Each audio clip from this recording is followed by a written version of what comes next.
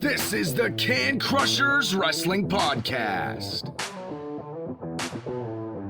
The following contest is scheduled for one fall. Let's go nuts! It's Jimmy Nuts! Drive out with a car! With your hosts, Mark Martinez.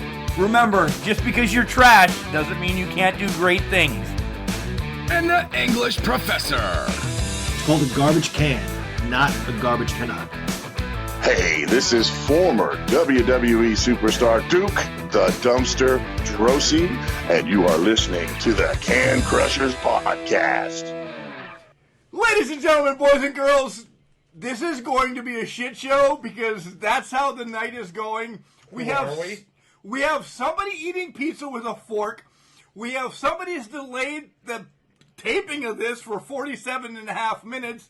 And we have somebody who's lost his buzz from drinking from noon. Welcome to Can Crushers. Hi, guys. Hi, Mark. I'm not the one eating pizza with the fork. So, Chad, I don't ever want to hear anything about a blue Smurf blowjob drink, whatever the hell I had that one week. This is blasphemy in this house. I will say touche, but in my defense, I do not want to have subpar pizza, which is what I'm eating in my hand. I want to have good stuff of when I grew up. And there was some family that had a pizza place on North Broad. It doesn't ring a bell. Pizza shop. This is on Main Street. Main Street, sorry. He doesn't even know where the fuck it's at. Shut up. This is that bad today.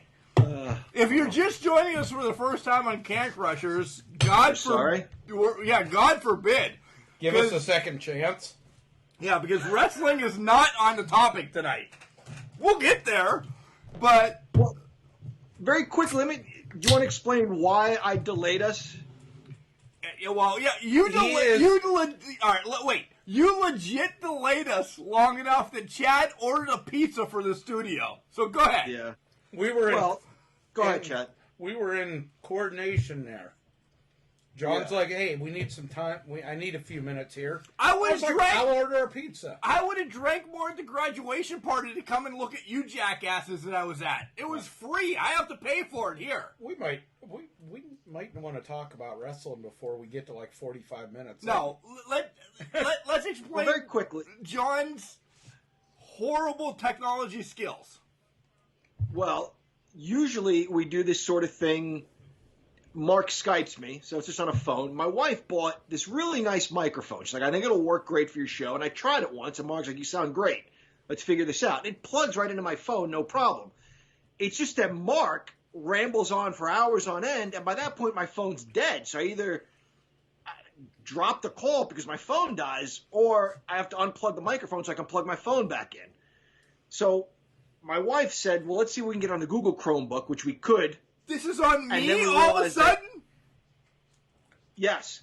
Google Chrome doesn't support Skype for some reason, so then we busted out an old laptop, and it took a while. It's one she uses for work, and it's got a lot of stuff on it, so it had to go through everything. Anyway, you guys got your pizza, you got your drinks, now we're good to go. Do you know it's And I got everything. I got headphones. This is legit now, guys. We're big time. You know this is 2020, right, John? Right. Yeah. Is that computer running XP or what? Windows? It's about 5 or 6 years old. That's wet. It's got a lot of stuff on it. Yeah. And you don't know how to use it yet.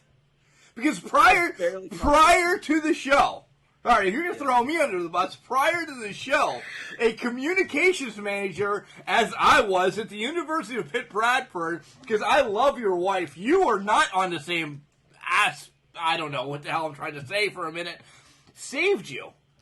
Because you didn't know how to plug in the headphones. Major too. You had I'm like a communications manager like you. Yeah. Anyway. Yeah, you didn't know how to plug in the headphones. None. I'm telling you, I never used this thing. I didn't know where the microphone went, where the headphones went. I didn't know how to download Skype on this thing. And she worked a little later today. I was completely dependent on her showing up and hooking this up for me. Well, John, it's just like your cell phone. You just go to the App Store and download. Right. That's what I thought, but apparently it doesn't work that way. This is unbelievable. You are a minor. The minor of minors. What are we drinking? So, first of all, I want to thank somebody to get this show on the road. That would be Mrs. English Professor. Because otherwise, it would be next Tuesday by the time we got this shit going. So, thank you. Thanks, Cheryl. Thank you. I personally, I overspent this week. But I love these because I had these last week at a graduation party. And by the way, graduation party out the ass. Like next week we got another one. It's unbelievable how popular I am with the graduation party kids. I don't understand. Yeah, aren't you kind of old to be going to graduation parties? Right. Yeah, isn't that kind of creepy? It really is. But apparently I should not know their parents is what it is. They just like my money. Not that I have. None. Zero. Don't even think I have money. Last graduation party, I was drinking the Crook and Markers, and they were free. So I'm like, these are fucking amazing. So I thought, I should get these and talk about them on the show next week. So, of course, Mark, being oblivious to everything in the world, I go grab a pack of them. Not looking how much they are, not looking how many you get in them, or anything like that. I grab a pack from our local distributor, the place where you get beer, and I get home, and then I finally look at how much they cost. After getting my normal pack of 30-pack to go along with it, these son of a bitches are $17.99. And you're like, what? Stop bitching about that. You get 8 of them for $18. They're delicious. Crook and Maker. They're delicious. But I'm not paying 8 for $2.25 a piece. Yeah, well. When you can get Lucky Streak beer for $0.25 a can. This will be the last time these have touched Can Crushers unless they start sponsoring us. They're delicious, though.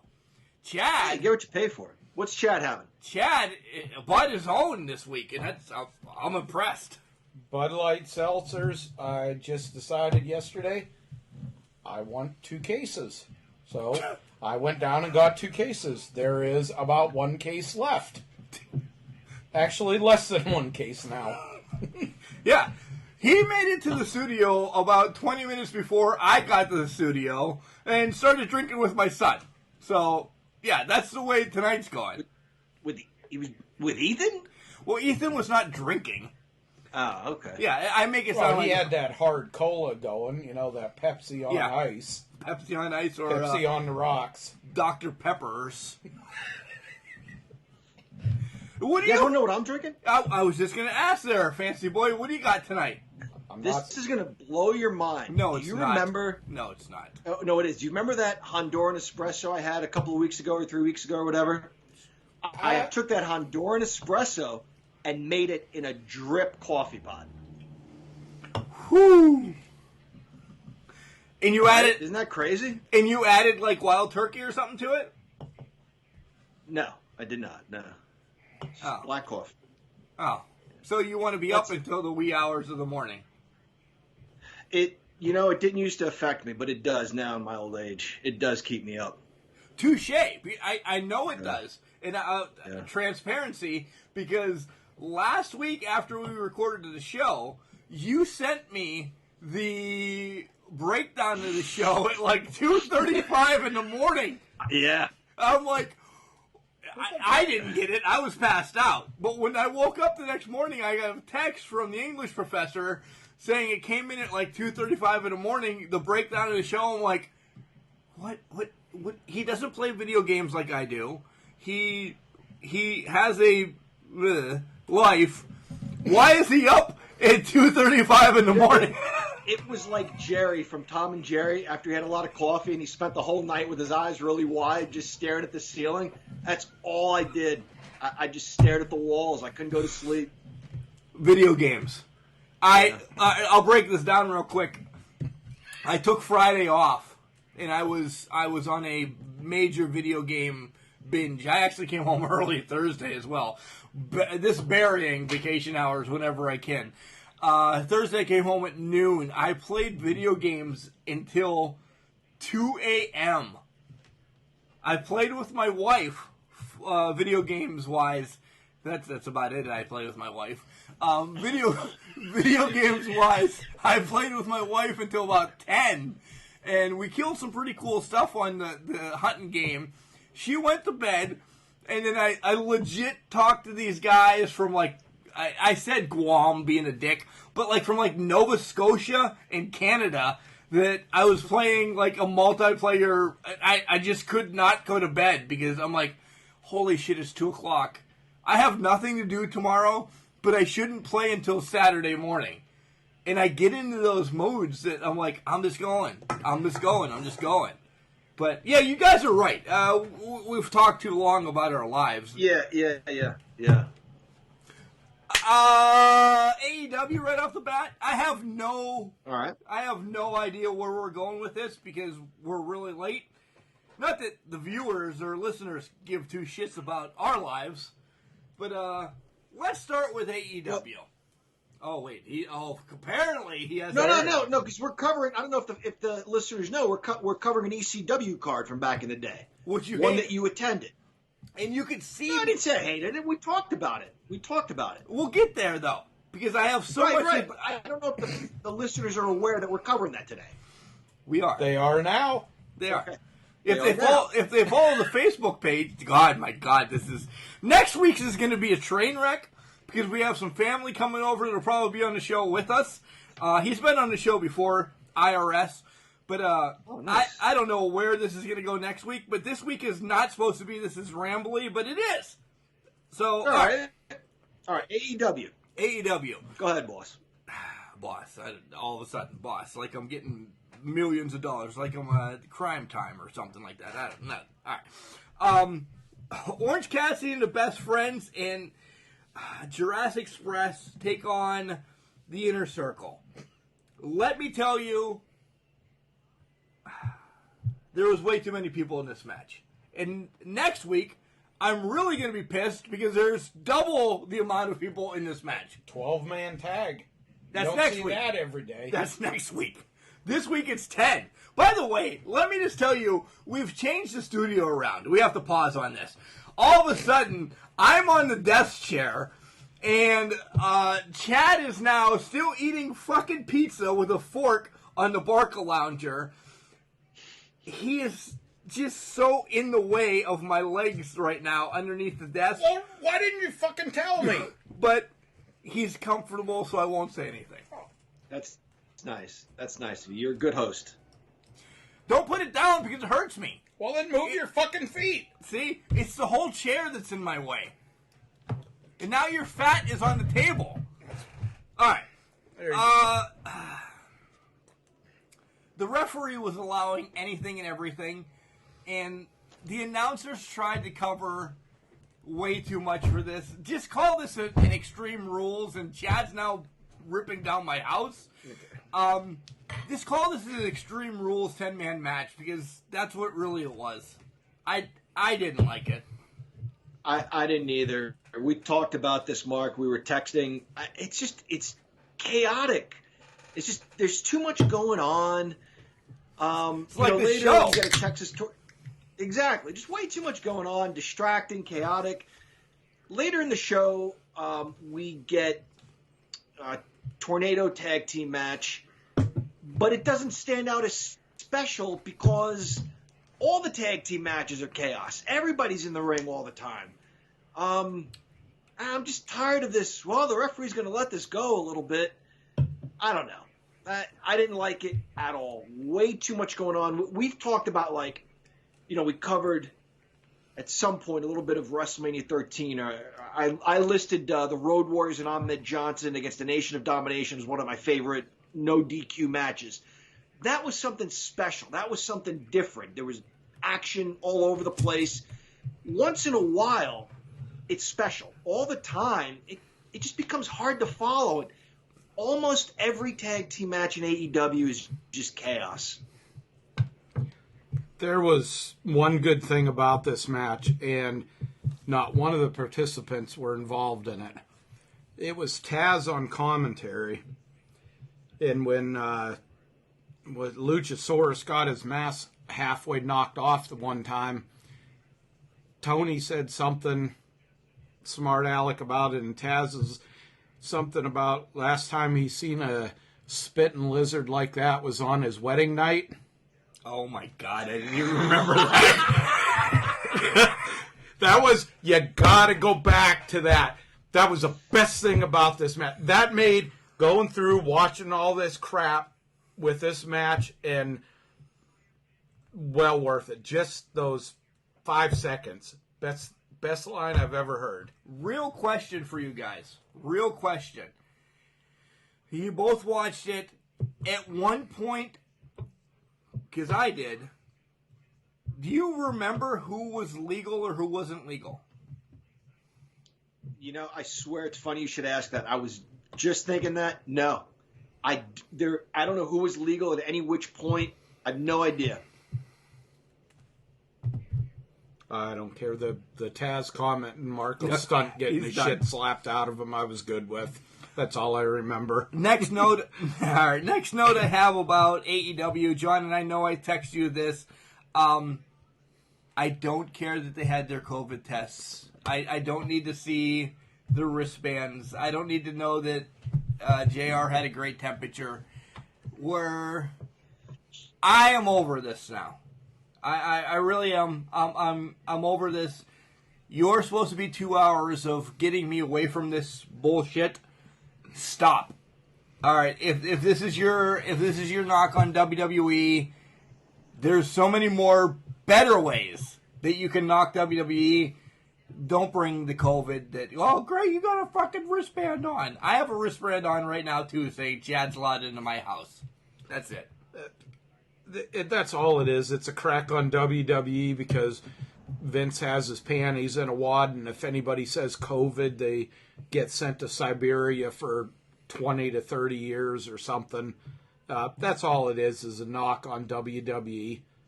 This isn't the first week they've done this. I know, but I got sick of it this week. No, I'm getting irritated about it, too, because they're just ragging on. But, go back to when Taz said something about the half-ass testing of other companies or something like that. That was cool. Go ahead, John. That was funny, yeah. All I was going to say was you said more better, but in this situation it was grammatically correct. Usually it isn't. The way you used it, it is. I won't get into the details, but you were grammatically correct. That's all. Good job. Guys, Warhorse needs to be signed. I don't give a shit if it's by NWA, ROH, Impact, AEW. I hope not NXT because I want to touch on somebody on NXT later. But Warhorse needs to be signed. I've watched matches on YouTube and everything, and this was the perfect showcase for them. Granted, he weighs 4,000 pounds of heavy metal. We've talked about how much people weigh prior. Dusty Rhodes was like 200 pounds of soul, sweet soul or whatever. 4,000 pounds of heavy metal. This guy looks no bigger than Bret Hart at his heaviest weight. Which, John, you would know that verbatim. 234 pounds. Right. Yeah. But Warhorse is a star. I put earlier this week that he's going to be a star. He is a star.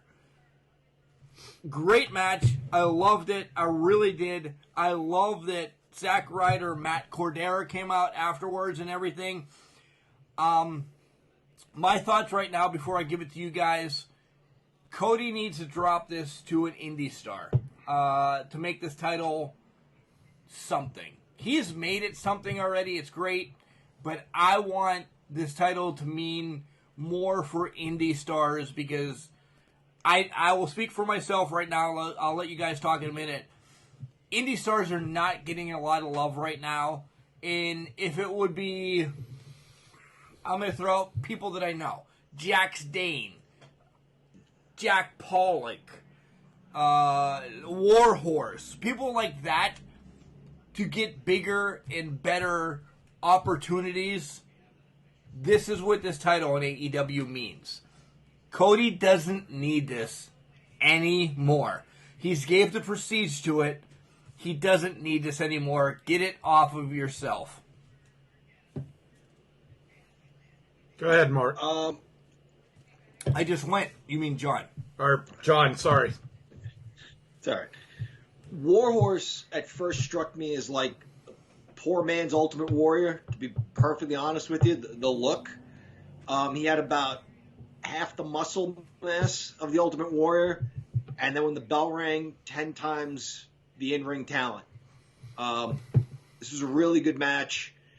I didn't really know him before that. Mark, you had mentioned him to me. You predicted a very good match, and it was a very good match. You said, watch this. It's going to be very good. This guy's good.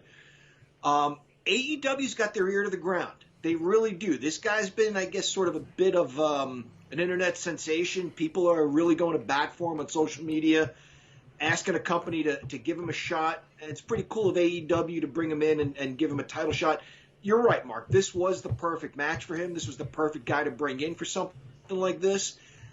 I'll agree that, maybe Cody ought to lose it to one of these incoming challengers, assuming that they can kind of keep hold of that person. You certainly don't want anybody leaving with the belt. I don't think that would happen, but that would be pretty cool to see somebody from outside coming in and winning a belt. That would be a great old school feel.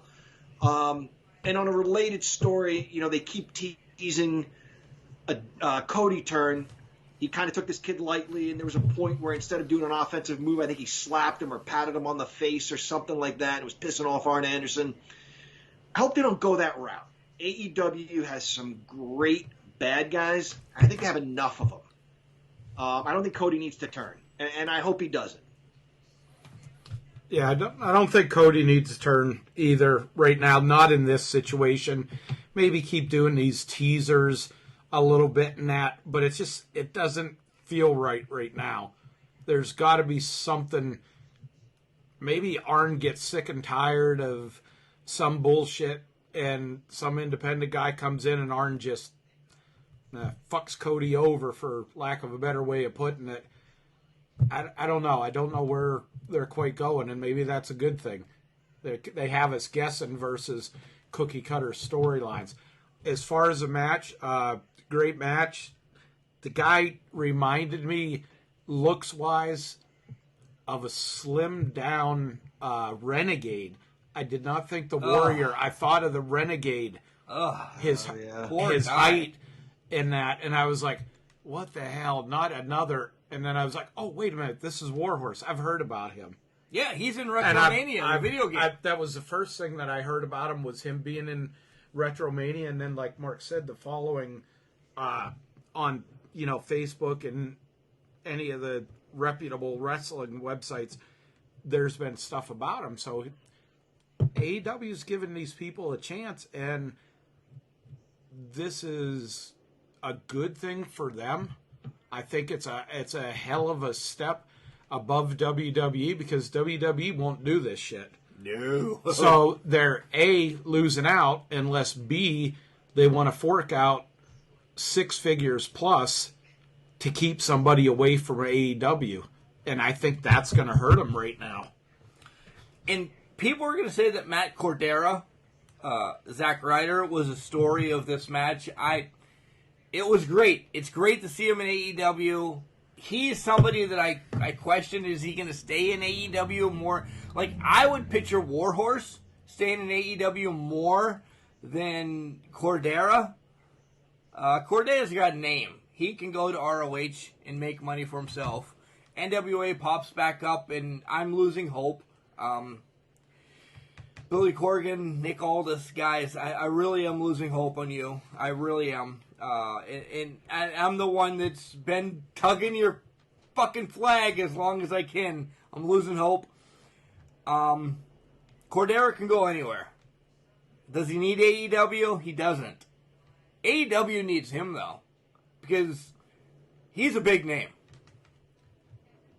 That's a great point. I was surprised when he came out, and at first I didn't recognize him. So I was like, always seemed that in WWE he was shot to be a lot smaller than he was on AEW.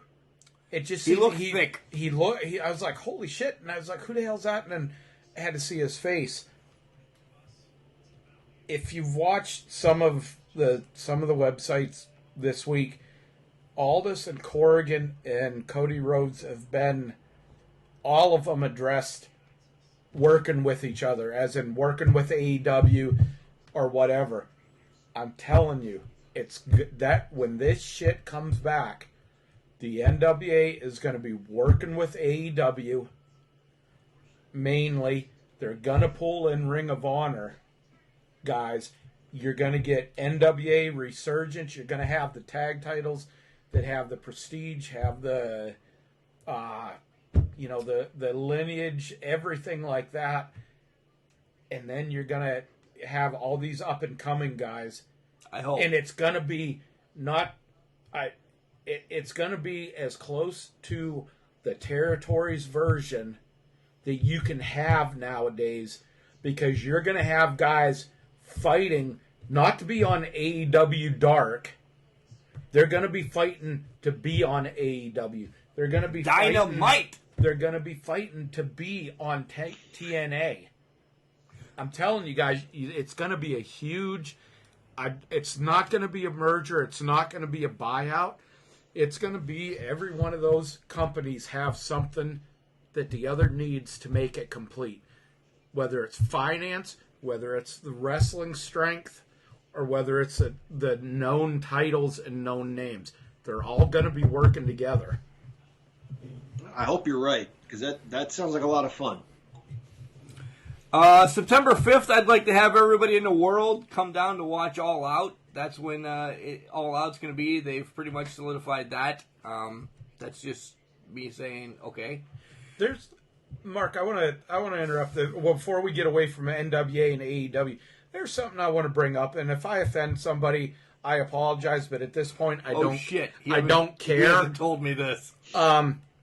Earlier this week, there was shit on YouTube through the websites and that about Bruce Brotherlove fucking Pritchard saying that Nick Aldis didn't have the it factor and couldn't make it in real wrestling. Okay. You fat pork chop eating red-faced son of a bitch in a white suit who you don't know where your nose ends and Vince McMahon's ass starts, you're going to say he doesn't have the it factor? Well, who in WWE the WWE has produced does? Who? Yeah. Who? Go ahead. I'm sorry, they're just... How is this guy the brother of the Doctor of Desire? How are they related? Twins? What's the saying? Anyway. I don't. Brothers of different mothers or something. I don't understand it. I really don't. That is the one thing that pissed me off all this week about wrestling, was him having the balls to say that. He's a lapdog for Vince. He wouldn't know talent. That's all he is. He wouldn't know talent if it bitch slapped him in the face with Jim Cornette's racket. Wow, just getting everybody in. Sorry. That's my rant for now. Yeah, for now. Dark Order, which is Stu and Iwo Uno against Omega and Page for the titles. Anna Jay joined the Dark Order. I've still not been accepted, but it's okay. I'm getting there. Well, they have standards. They don't like assholes, apparently. At one point, I thought this is going to be the turn. This is where everything happens. And honestly, I was hoping this is where everything happens with Omega and Page, and these guys can hold the title for a week, and FTR can get them the following week, and whatever. That's what's going to happen. And it didn't happen. The Young Sucks came out, and meh. And I lost all hope in this match. Yeah, I didn't think for a second Dark Order was going to win the tag team championship. Those guys looked good. They put on a nice tag team match. I didn't think for a minute that they were going to win. In the end, it just kind of served as another opportunity to showcase their tag teams. You know, once again, you have the champions defending, and then you have the Young Bucks and FTR running the ring, and that's about all I got out of this. Fine match that forwarded one of their stories a little bit. I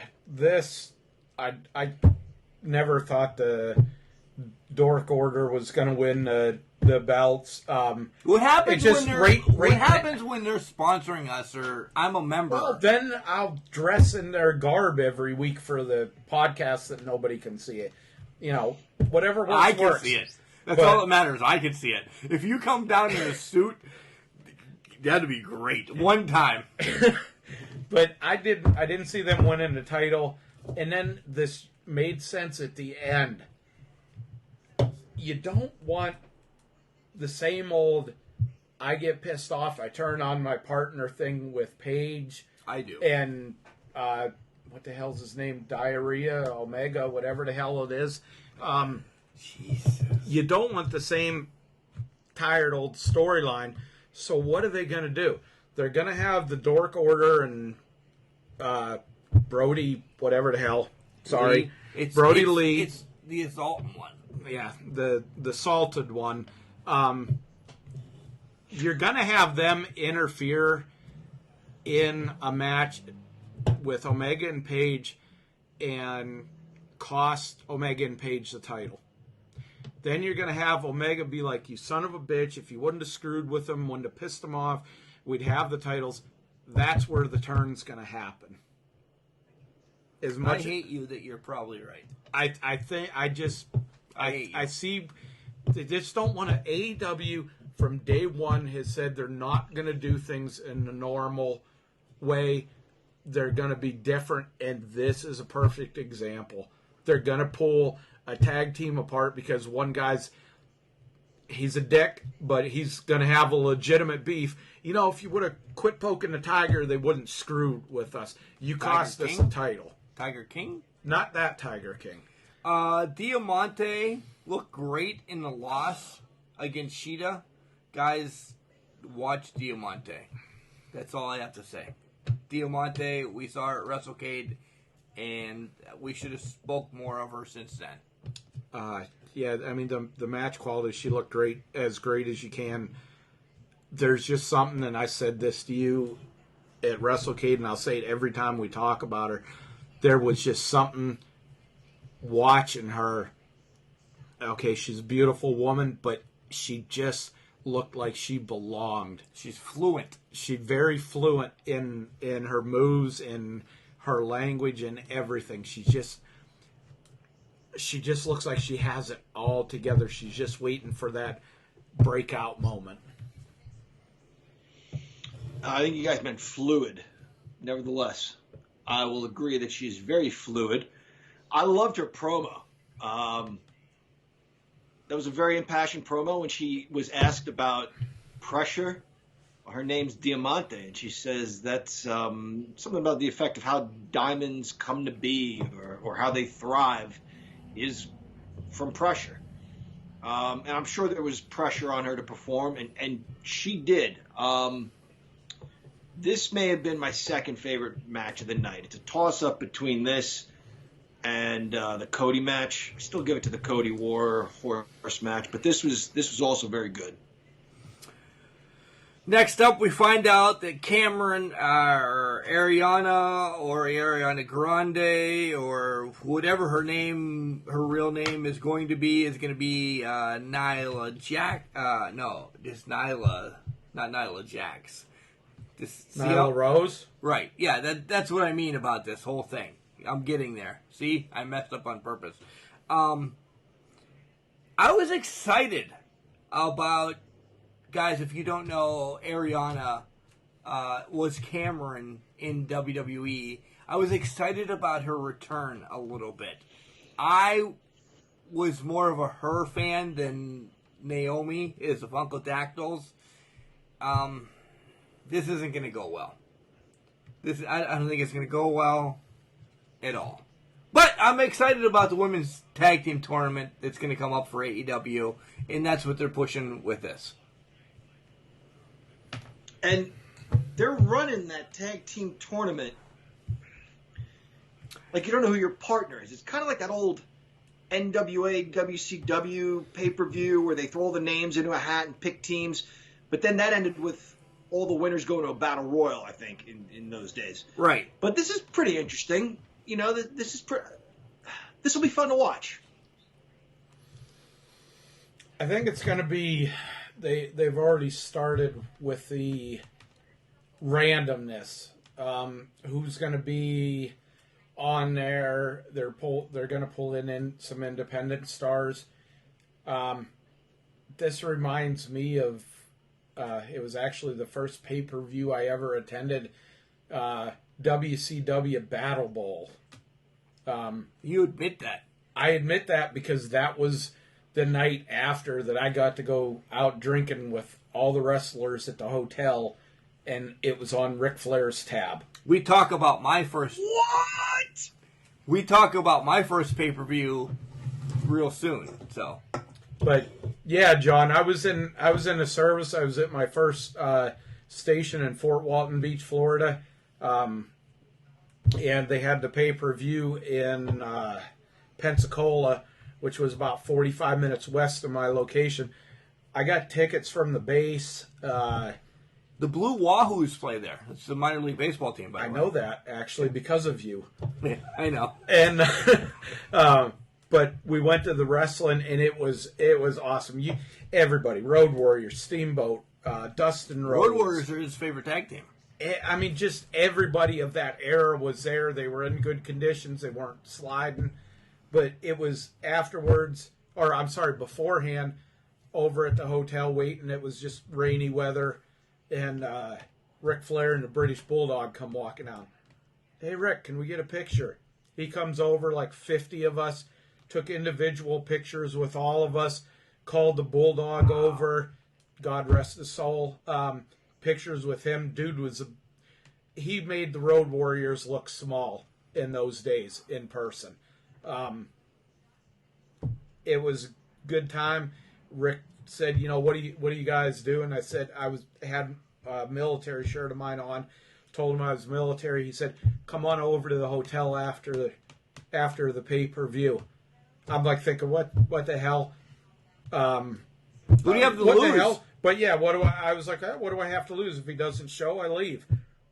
Go over there. About an hour and a half after the pay-per-view ended, he comes down. He's like, come on in, man, have a couple of drinks. And then all the wrestlers started filtering down. Steamboat was there drinking, and I'm not being racist. He was, or smart ass, he was drinking pineapple juice and Captain Morgan's. Flair was drinking anything that was liquid. It was fun. It was one of the most memorable times, probably top 5 in my life. The only thing I did in front of Ric Flair is cried, but that's because you're a pussy. that we'll get. If you've heard podcast stories about that before. Mark, you and I thought we'd go to a hotel and meet Ric Flair, and we ended up settling for insults and threats from Wayne the Train. But anyway. Yeah, and I cried in front of Ric Flair. Yeah. Nonetheless, You're a little bitch too, aren't you? I am. MJF is a motherfucking god when it comes to promos. I'm going to write in MJF for fucking president here in November. I don't care. This was the best thing on AEW. If anybody disagrees with us, you're an idiot. My son, he knows Nothing. He political. knows swearing. He knows swearing, but he won't. He hears Dad cussing at whatever sport or anything like that that's on TV You're or a video trucker. games. That's why. My son actually said when MJF comes out and when he was done with his promo, he looks at me and he was like, Dad? I was like, yeah, bud. He was like, MJF is a dick. I was like, what the hell? My wife Did you hits open me up in a the Steve show. Weiser for him? I was thinking about it, but the better half was right there, and the appropriateness and that she was closer to the door and my exit than I was probably not good. This was scathing. This cut I don't even to know the what that. I don't even know what that word Burning. is. Oh, okay. Yeah. This cut to the bone. MJF was brilliant from the very beginning when Wardlow went to get him and knocked on his door, and he like smacks the one security guy all the way through this speech to the very end. Some shots at WWE, some shots at guys that came over from WWE. You know, Tony Khan had a vision to create something different, and what's he done? He's brought in wrestlers from the competition rather than give a guy like MJF an opportunity to shine. So we know the best stories are based in reality. This one's probably somewhat based in reality, but just he tore Moxley and the company to shreds in this promo. Main event I was alright with. I'm going to cover it quick and then go to the bathroom where you guys finish it. It is Darby and Mox against Cage and Starks. No Darby to start. He was injured last week. Where the hell is he at? I love the promo that Starks and Cage delivered. As they come to the ring, Darby jumps off the Jumbotron. We get a tornado match. And Texas. They referenced the Texas tornado match. There's a couple times we look too much into this, or I look too much into this. Shoulders were never on a mat, but there was a 2 count. The skateboard with tacks is... Ricky Starks has to have stitches next week. The way it slid down his back was fucking unbelievable. Darby and Mox win. Sets up a match for next week at Darby and Mox. I'm excited for, but it was good. I'll put it was good. And like AEW was good to really good this week. AEW to me was about a good solid B on the grading scale. Beers, it would be a 4. Yeah, I would even go 4.5. 4.5. Very consistent. There wasn't anything bad throughout the whole thing. This match was good. Served its purpose. It was, good action for what it was.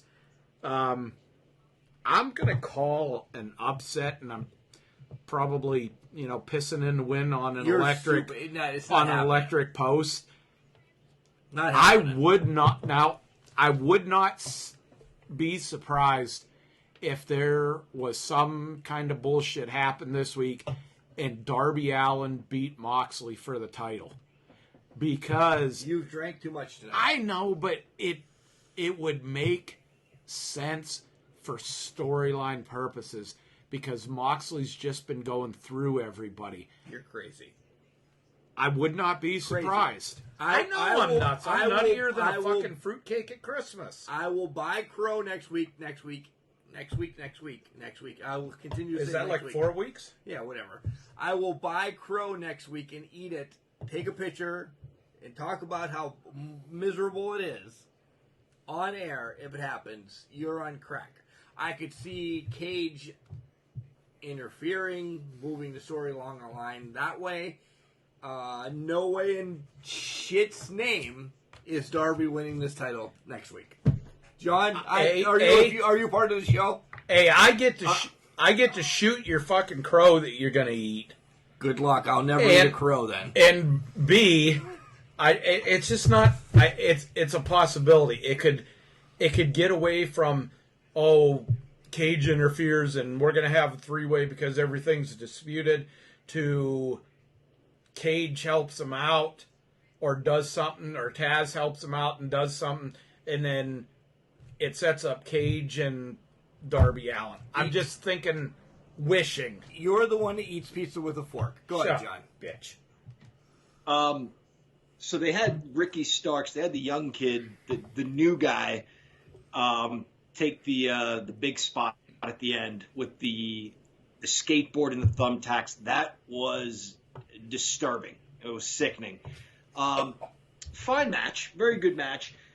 You know, I'm looking for the time. First of all, I disagree completely. I don't see Allen winning the title next week, but I look for the point where Moxley does lose, not the title, but he loses a non-title match or he loses a tag team match. I thought for a second Starks and Cage might win this match. It doesn't make sense, though, to take the momentum away from Moxley and Darby heading into the following week. But I think there is a point where you see him lose a match. It's happened throughout history, right? Steamboat beat Flair in a tag team match, so now he gets a title shot. Or, Razor loses a non-title match to Sid, and on and on and on. He needs to lose a non-title match in some capacity. And I'm thinking maybe a tag team match. I don't know who his partner would be, but against Wardlow and MJF. Or maybe one-on-one against Wardlow, non-title match. We've seen MJF send Wardlow after Cody. Maybe he sends him after Moxley. And somehow through trickery, Wardlow gets a non-title victory over Moxley. I think Moxley needs to lose a match here soon. That would actually give him more momentum. It would reinvest some fans into his mission. You know who doesn't need to lose a title match? Collar and Elbow and the Can Crushers. Because we are freaking unstoppable right now. Yeah? We are. Yeah, we really are. That was a shitty transition, but good. No, it wasn't. I planned that the whole week because I knew one of you would say something stupid like what John just said. What, within the first 10 minutes of the podcast? Yeah, well, whatever. Collar and Elbow, guys. John's got a sweet-ass Shad Gaspar shirt on. I have my normal Collar and Elbow shirt on right now. We love it. It's comfortable. John's got more to say after the break about Collar and Elbow, but we want to tell you how to save money right now. We want to tell you how to save money, and it's using our promo code, Can Crushers. One word. Capital C's. In Can and capital C and Crusher. Money will be taken off of your bill. You can buy whatever you want, even if it's on discount. You get money off of that because Can Crushers is giving you that money off.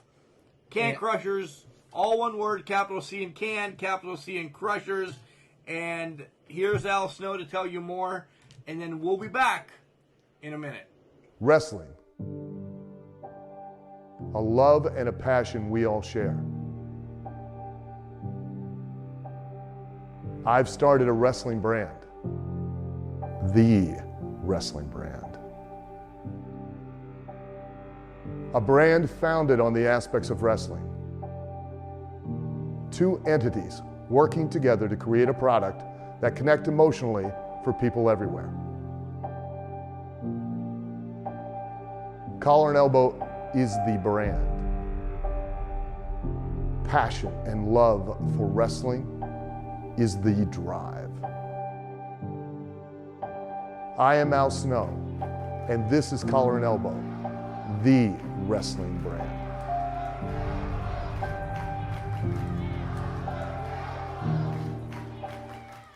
This is the B to the C to the S to the T to the double E-L-E, Benjamin C. Steele, Mr. Steele if you're nasty. Ladies, remember, none of you can be first, but a whole bunch of you can be next.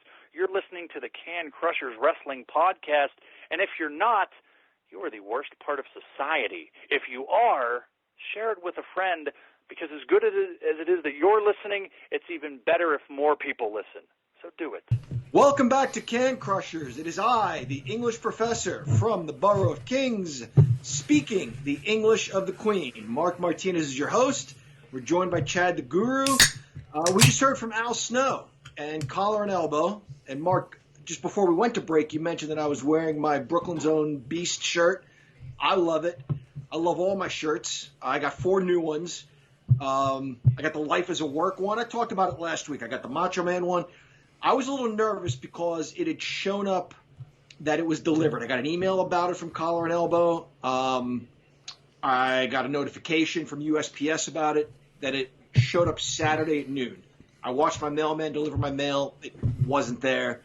Monday came and went. I'm getting really nervous. My wife says, sometimes they say it's delivered when it isn't, but it's still out for delivery. we routinely get mail from the same address but one street above, and they get our mail. I'm thinking, oh my God, what if they took my shirts?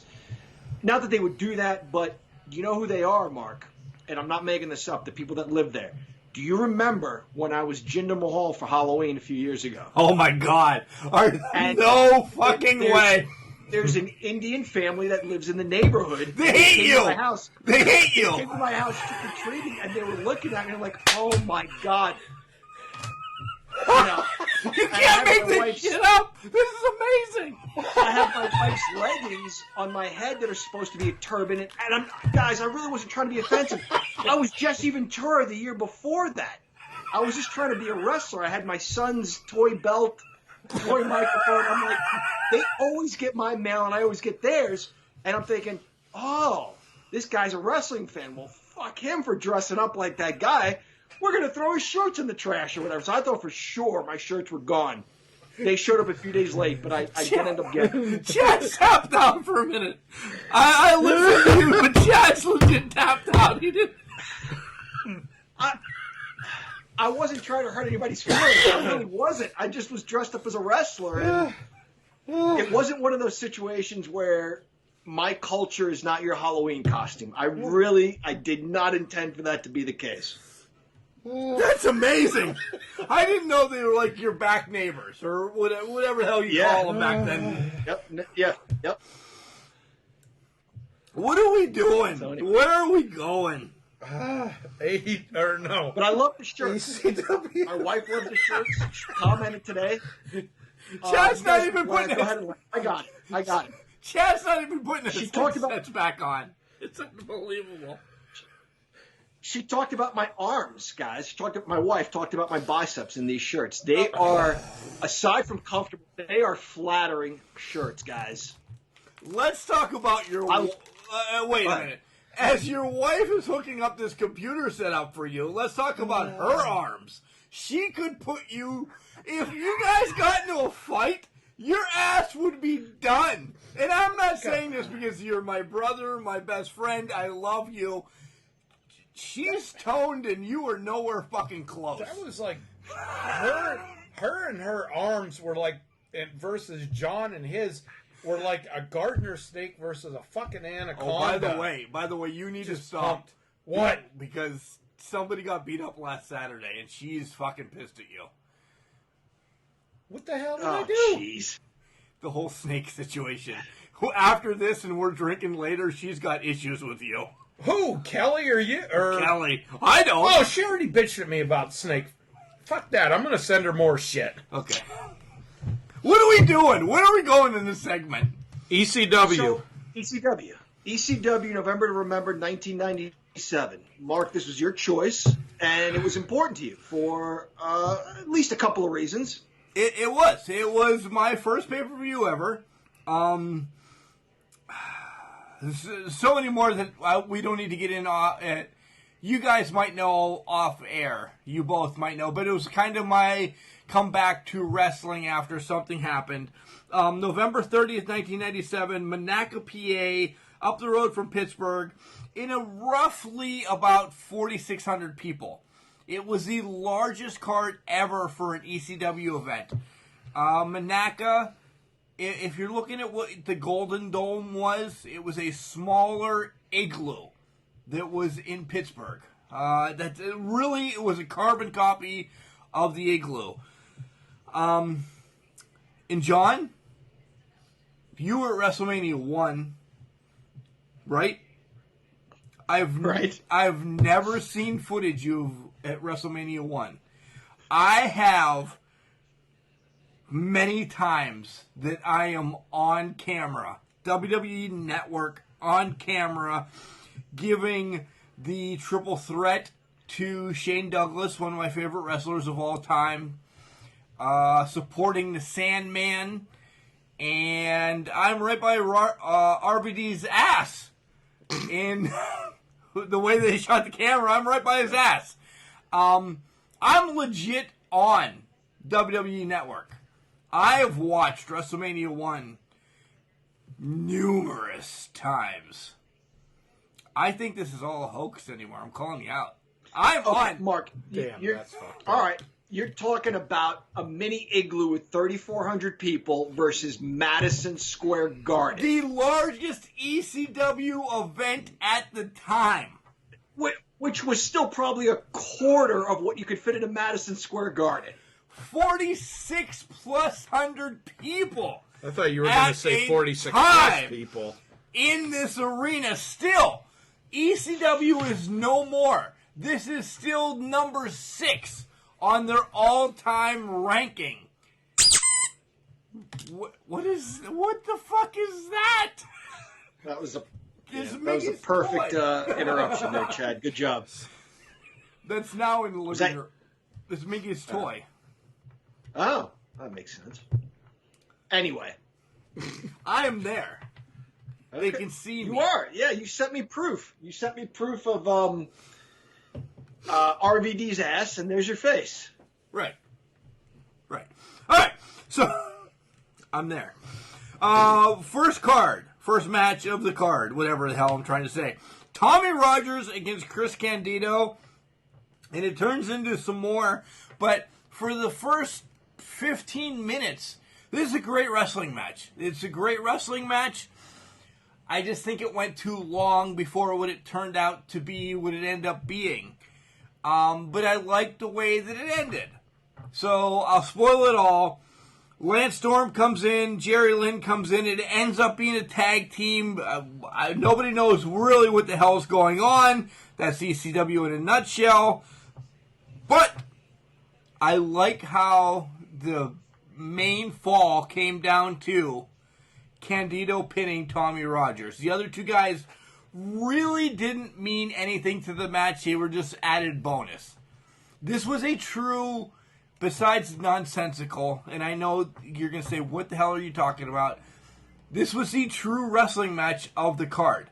Candido was a great wrestler. He really was a great wrestler. Absolutely. No argument from me. This was a terrific match. I'll tell you my problem very quickly with ECW in general, why I never enjoyed it. Mark, you were there. You're a fan. I don't want to be Jim Cornette about this. I hated the fans. This was a good match. And fans are chanting boring. And, you know, there's a rest hold, and I hear a guy, you can hear him clear as day go, "What do you think this is, at WWF?" Like, guys, relax. Like, just it seemed throughout the night, you guys were asleep, and you woke up for a table spot, and then you went back to sleep. So the fans pissed me off at ECW, because Candido and Rogers do not deserve that. Joey Styles is worse than David Crockett from Jim Crockett. He's worse than Dick Graham from the Philadelphia Spectrum. Just that guy was nails on a chalkboard. And then the other thing was how much they were on the WWF's dick. And I believe they were working together at this time. A lot. Treated it, yeah. They treated it as a shoot, but they were going to each other's promotions and everything. But I get it. Okay, there's a nut shot. Well, he won't have a sunny disposition for a while. And Just Incredible is feeling like a man of war today. All right, we get it. They played hokey characters in the WWF, and I'm sure they're all wrestling under their real names today as Just Incredible. Anyway, so there's my gripe out of the way. This was a terrific match. Everything you said is absolutely true. Before it turned into a tag team match, it probably could have been a little bit shorter. No argument. This was a terrific match. A lot shorter. Yeah. But for very gifted athletes. This was good. Candido, this made me want to go watch more of him. He was kind of a joke as Skip. Kind of. But this show he really was. This really showed how talented he was. Great match. I mean, the talents that were in the ring, Tommy Rogers, you know, underrated, mostly known for tag team. Chris Candido, if you were to go probably top 7 underrated wrestlers of all time. How do you fucking pick 7? Why not 10? I don't want to say 10. I want to give them more credit. If top 7, okay, I'd even go top 5 underrated wrestlers. That makes more sense. Okay, fuck you. I just want a different number. So top 5 underrated wrestlers was Candido, someone whose life was cut way too short. Great talent. One thing I'll always remember about Candido is when he won the NWA title in 1994, he at an event, and this is a story that's talked about on a couple of podcasts, he was in the bathroom and ran into an NWA legend, and he was just absolutely enthralled, and he, as much as you should be or can be in a bathroom, and he introduces himself, and he says, "Hi, I'm Chris Candido, I'm NWA champion," and the person that he's speaking to is like, introduced himself, and he was like, "I know who you are." He said, "Kid, take that title and make it what it was before." That person was Lou Thez. Oh, wow. Holy shit. And this is why Chad's on the show. Let's not pull punches. This is something I thought you were going to say it was like Barry Horowitz or somebody else, whatever.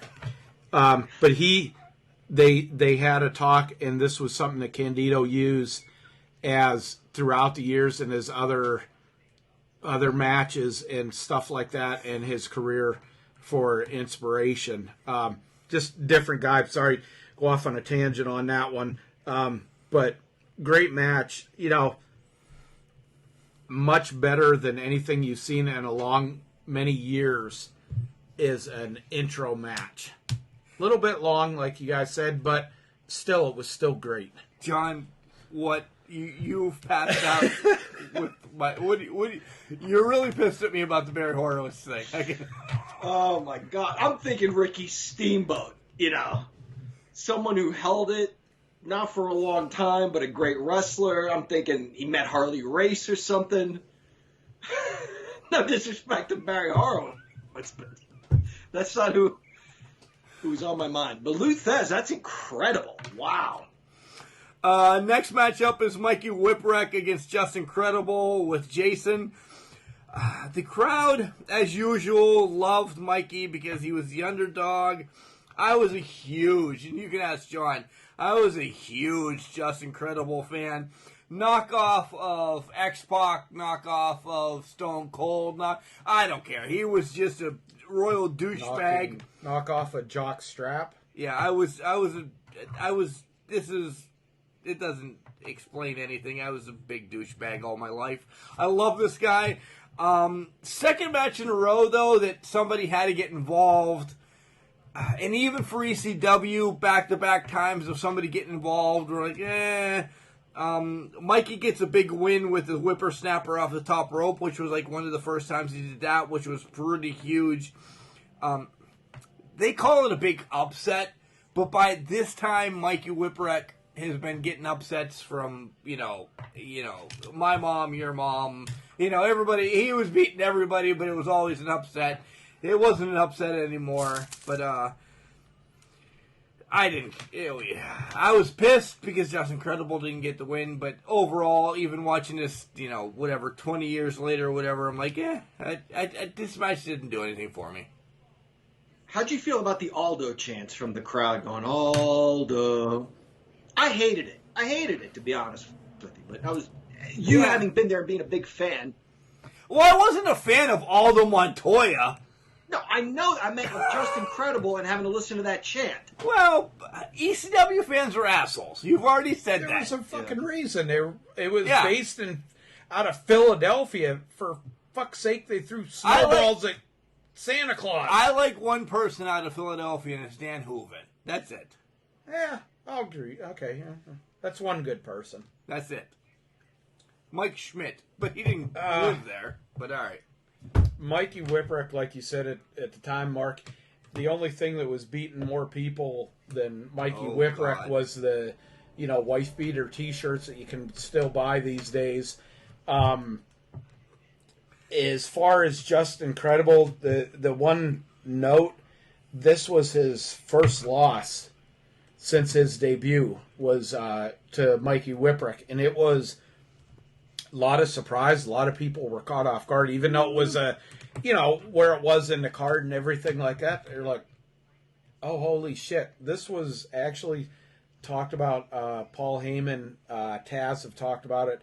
This was kind of the turn where they started taking Mikey Whipwreck above the X-Pac thing of, the little upset, and they started promoting him more, giving him more of the dreaded push type of deal with ECW. But it was a match. I mean, it wasn't bad. It wasn't good. It was a match. I agree. Chase Utley's a guy I like out of Philadelphia. I like those early to late 2000 teams. He was an asshole. No, as far as I did. We're talking about people we like out of Philadelphia. You're right. I like Chase Utley. Yeah, there was something about him because when he went to Los Angeles. I thought you said I was an asshole. Well, you are. But Chase Utley. Okay, just to be clear. Yeah, Chase Utley, when he went to L.A., he got a different stigmatism in him. Nah.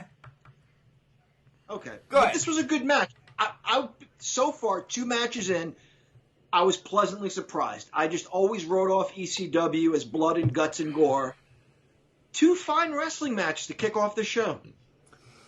Next up, we have to talk about our boy Al Snow just going absolutely crazy. Talking ahead and how shit's gonna... He turned him into Bischoff and he couldn't be on the match that night. I really want to talk about just Blue Meanie putting deodorant on for like 15 minutes in the background. That's all. Yeah, he took a while to get ready. I don't know why Head did that. Why? Maybe it was for his own good. Maybe Head has Al Snow's best interest at heart, and Al just didn't know it. But if Al Snow's shoulder was really injured, then Head going to the powers that be and saying, like, look, this is a bad idea. You shouldn't let this guy wrestle. I think Al Snow was taking this the wrong way. I think Head really had his best interests. Al Snow was quoted in this as the Head screwed the Head, and Joey Styles lost it on commentary. He was laughing so bad, and he fumbles over lines suggesting that Al Snow just got a bit of head in the locker room. It gets worse later. It gets worse later. But this was... And, could this ever survive in today's PC world? Hell no. But I'm sorry. This shit was funny. It was. Reliving this shit was funny. Al Snow, even though at that time he was probably only like 78 years old, he could still perform. He's still king on the promo. One more thing about this promo, which I don't know why I'm bringing up. Spike Dudley didn't know that if he was part of the promo, part of the match, part of life, he literally just sat there like Chad's uneaten pizza with the fork sitting on it across from the table right now. Oh, nothing. My God. Right. Nothing. We got nothing. Joey Styles announces it's a tables match. Is coming up next, but it's actually Taz against Pitbull. They kind of messed up the promos there. They probably didn't put them in order, whatever. Paulie Dangerously is on commentary. Pitbull starts real fast on Taz, and we're going to cover this match too long because it was 1 minute 32 seconds. Taz kicks his ass. Yeah. His promo, I guess after this match, Taz's promo after this match, I wonder if he really forgot the name of the next pay-per-view or if that was just a work. Either way, he covered it brilliantly. He's like, whatever the hell they're calling it. And then it came to him and he says, just do your job, Joey Styles, and he walks away. If he screwed up, he covered it brilliantly. The match itself, though, for being a quick match, I'm okay with it. That can happen. You know, if you've watched fights, they're promoted for a long time, and they end in under a couple of minutes sometimes. He caught him in a submission, and that was that. Yeah, this was just typical Taz match. Gets slapped up at first, then stops selling everything, slaps a Taz mission on people, and chokes them out. This was a good come down match from the previous two. Honestly, still it served its purpose. It wasn't bad. It wasn't I gotta go piss type match to miss, but it wasn't. It was a decent. It was okay. It served its purpose for its position in the card. For as quick as it was, you could see how talented these guys are. You're given literally 2 minutes, guys. Pack as much action into it as you can. And they told us a story in whatever you said it was, 90 seconds or whatever. This next match tells me where Mark is at 20 and where Mark is at 43. It's the FBI, the Dudleys, the FBI against the Dudleys, against Balls and Axel, against the Gangstinatas. Don't get me wrong. I will always love me some Joel Gertner, and I will bring them up. He says on the mic that one of them is harder than a Rubik's Cube. The longer you play with them, the harder it gets. I love it. Guys, I could have been Sign Guy Dudley. It's standing in the ring holding the sign. That could have been me. Balls and Axel get their big spot. Three tag teams are wrestling for a while. I'm into it. I was probably into it then. And then all of a sudden the Gangstanata comes out. And for I don't know how the fuck long that they were in the match. But for 43-year-old Mark, it was way too long. Because the whole... And their song played the entire time. Thanks for blowing that thing for me. Thanks. Sorry. Yeah. Go ahead. The whole motherfucking time that they were in the ring, their song played. I was so annoyed Thursday afternoon when I watched this. I'm like, turn the song off. I didn't watch what was going on because I'm like, turn the song off. Now, this was 97. So Mark was legit 20 years old. I'm not saying drugs, but sex, rock and roll, and alcohol. Yeah! I was all about it.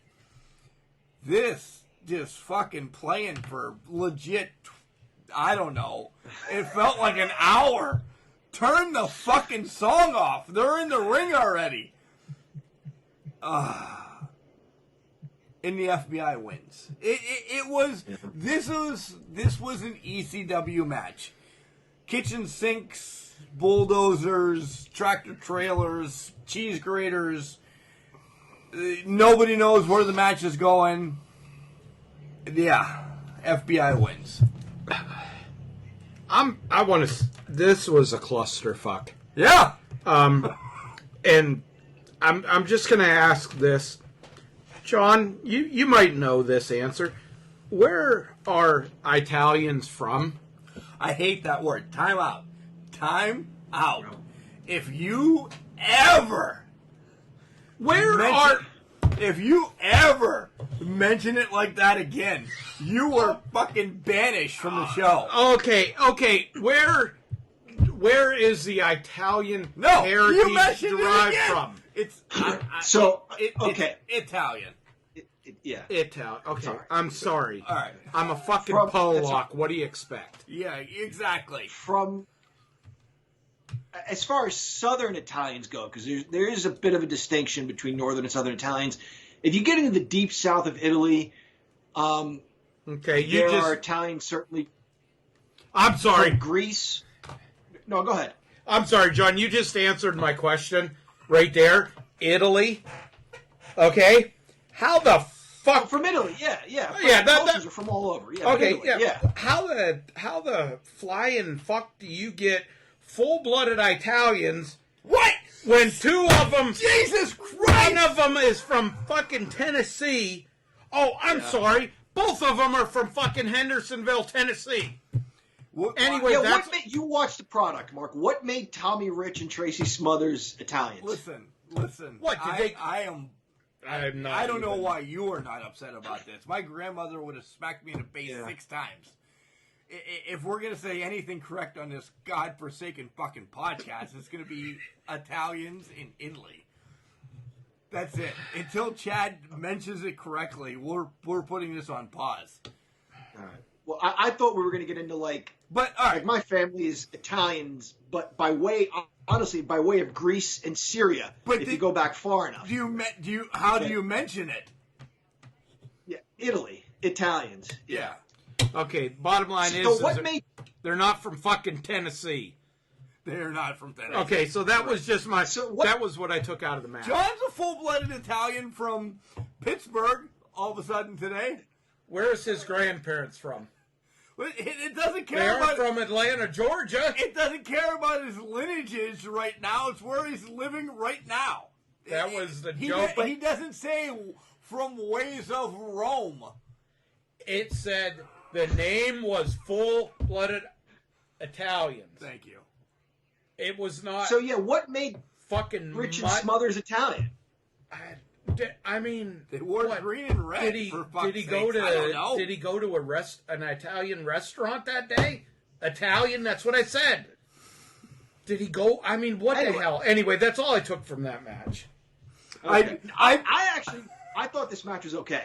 I have other things to talk about this match, but go ahead. You're all being dicks. I always enjoyed the Four Corners tag team matches. There was no corners in this match. Yeah. Go ahead. Now, I enjoyed this match. I'm with you as far as the music. At first, I was like, the name Gangstanators, that's pretty damn cool. This beat is dope as hell. And then after a while, I was like, all right, turn it off. They've been in the ring for a while now. But they played it the entire time. It got old after a while. In-ring action, I was all right with it. And I got a laugh out of Tommy Rich telling the crowd to fuck off in Italian. This was fun. It was fun. It's pro wrestling. It was silly. It was fun. Did you like when Big Dick penetrated the match? Or Big Dick was up? Or Big Dick was limp in the ring? Or Big Dick was pummeled by... Jinder Mahal? Or Four Horsemen, Joey Styles even made reference. How many more dick jokes can I make in this match of him being up or down? That's my point about ECW, though, is it's just... It was such a low common denominator. It just went for the lowest of the low. Dick spots. Dick jokes. Just dick jokes and dick spots. Yep. Politically correct Richard spots. I enjoyed ECW when I was 19, 20. You enjoyed the frat life. Yeah. All right. No disrespect. No disrespect, because I'm a big frat life. Wow. Fraternity for eternity. Yeah. Or paternity fest. Yeah. RVD with Bill Alfonso takes on Tommy Dreamer with Beulah. Holy shit, did Beulah look great. She looks great. Now. In a flag match, whoever won got to hang their flag, ECW flag, WF flag at this time. I'm disappointed in the WWE network that they can't have the fucking WWF flag on this godforsaken non-WWF pay-per-view. They can't have this on, that it's washed out and everything. And you know why that shit is, right? The World Wildlife Fund and the lawsuits and everything. Yeah. So that's the one thing in the lawsuit and stuff like that kept WWE now from so many fines is they agreed to watch out the logo and stuff. It is even mentioned one time during the match. Joey did, or whoever edited, messed up and didn't get an F out of there. He would say WWE. And for a while they were bleeping out the F. For a long time, actually. And then they brought it back. At a certain amount of time, it elapsed, and they were allowed to bring it back. But you're right. If you go back and watch anything on the network now, they've started to bleep out the F again. I'm not sure why that is. But, yeah, it was disappointing that we couldn't see the flag. Apparently, as far as... Wait. I got a text from my wife talking about, apparently we're loud in studio tonight. All right, apparently we're loud in studio tonight. And she wants to know, in that last Dudley match, was it hard to wrestle? Kelly with the penis jokes. She's such a bitch. Well, she has a lot of penis jokes being married to Mark.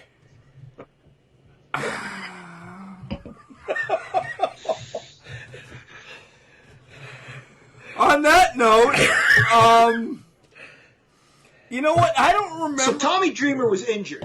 I don't remember the fans saying, sit the fuck down to us in the front row. I really don't. I did hear of them legit saying, sit the fuck down. Yeah. Who were they talking to? Oh, well, us in the first two rows that were standing for this whole match. Yeah, if you watch us, we stood the whole match. And then I think we rebutted by buy better fucking seats. Because, of course, that's something I would have said back in the day or now. Do you remember the chant, Van Dam Swallows? Probably. Is that what they were saying? Yeah, they did say that. Yeah. Okay. One thing I did, the fans would rather see, in this match, the fans would have rather seen RVD die in that ring tonight, ECW fans, than him go to WWE. Like, I wasn't bleeding ECW. I just liked it. I liked it almost to the, really liked it. There was some fans there that were much stronger than me. Much physically and emotionally attached to ECW. Whatever. He was going to WWE. He was going to get his payday. ECW was a dirty alternative. It was like a poor man's National Geographic when you were 13 years old and, discovering yourself type deal is what they go into what ECW was. And that's why everybody loved it at that time. That's what it was. That's what it served. Touche. Yeah. Yeah. Hardcore ECW fans, I'm sure, hated WWF and WCW. Probably WWF more than WCW. Doug Furness and Phil LaFon showed up on the show, and they were legit on WWF. Stevie Richards was floating. He was floating then. He wasn't part of Right to Censor then, so don't worry about that. I don't know. There really was... Furness and LaFon had just been in Survivor Series days before, a couple of weeks before. Yeah. Nobody really won this match. Nobody really won. This match really just told, at the end of it, the story to the next match. Because there was table set up for Sabu and Sandman next. I really like Tommy Dreamer. I really like that, knowing the backstory of Tommy Dreamer, what he did for ECW, that's what makes me really like him. I don't know if he's a good guy, he's a bad guy, he's a shithead, but what he has said, and Paul Heyman has said, that the dude didn't get paid for almost a fucking year. He would still show up to support ECW. That's why I like him. That's why I like ECW, because somebody like that, Beulah and Francine at that time, that made me like it a lot more. Tommy Dreamer... Go ahead. Sorry, Chad. Go ahead, Chad. Tommy Dreamer was if there's ever somebody in the history of wrestling that you can say he was a student of the game, it would be Tommy Dreamer. You put him in any other 10-year span than this, he would still have been successful. I think Tommy Dreamer was a latter version of Arn Anderson. I'll throw that out there. He was just somebody that absolutely loved wrestling, and he'd do whatever. This happened to be his first break. In ECW, it treated him well. It got him onto other things, and it just shows by how popular he still is today, how well sought out he is. To make independent scenes. And just personally with Tommy Dreamer, him and Wardlow pulled my 4-year-old son into the ring after beating the shit out of Jack Pollock because Vinny had punched Pollock when he was supposed to slap him. And Tommy Dreamer pulled him in the ring and said to Vinny, he was like, and this was kind of insulting to me, but he said, I know you're from Pittsburgh because you were supposed to slap him and you punched him right in the face. You're hardcore. What's your name? One of the greatest moments I'll ever have wrestling related was Tommy Dreamer doing that. That tells me the type of person that he is. He wasn't just there to fill a spot to get a paycheck. You guys mentioned Francine and Beulah. The WWF had a lot of eye candy at the time, but they didn't seem accessible to the fans. They were just kind of there to be looked at and for Vince McMahon to kind of abuse them. The ECW women seemed like the kind of woman that would go out with you and have a drink and party with you and hang out with you and would be cool and would be your friends. They seemed accessible from a fan's point of view, and they'd fight for you. They fought for their men, and yeah, they were easy on the eyes. Next matchup, let's talk about the Sandman and Sabu TLC match. Again, you can see me on the WWE Network cheering for the Sand match. In this match, this is a match that legit was cut a little bit on the WWE Network because after the match, Sabu throws part of a table into the crowd, knocking somebody their fucking lights out. Sabu runs to the backstage. See you later. There's a little bit of a break before the Bam Bam Shane match because shit has gone awry. But this is fucking crazy. Sabu is absolutely crazy what he does to his body, and I can't say much more than that. We've seen Sabu a couple times in our life in live person, but Sandman doesn't sell. Watching this match again 20 years later, Sandman doesn't sell as much as everybody thinks he does. He rolls a lot. And where he threw a ladder out of the ring, I could have thrown a ladder better right now at Chad. Sitting here, drinking Crooks and Markers, and Chad still eating pizza with a fucking fork. I am not eating it with a fucking fork. I loved half this match, and the half that I loved was Sabu. I never got the appeal of Sandman. Sorry, I'm going to be perfectly honest here. I don't know how this guy had a job. He comes out bleeding already. He's got a big gut. He looked like he wandered out of the C&J or Jordan's in Ridgeway and just showed up there, didn't know where the hell he was. Oh, I have a fight? All right. Like you say, he didn't do a great job selling. The balance, though, that Sabu has doing just this mind-blowing stuff, it's unreal. What an athlete. More than anybody, hardcore was big at this time. WWF was doing it. WCW was doing it. Obviously, ECW did it. But he was more than just a chair shot or a table shot or a weapon. He was such an innovator. He used the athleticism of like a Jushin Thunder Liger and combined it with hardcore elements. Guy was brilliant. The guy was brilliant the way he could bounce from a chair to the ropes. And I mean, aside from his own athleticism and not screwing something up, what if the chair, like, the leg of the chair poked through the canvas or something? There's so much that could have gone wrong, and he just made it look effortless and spotless. The guy was pretty incredible. Yes, everything John said about Sabu, he's just way ahead of his time.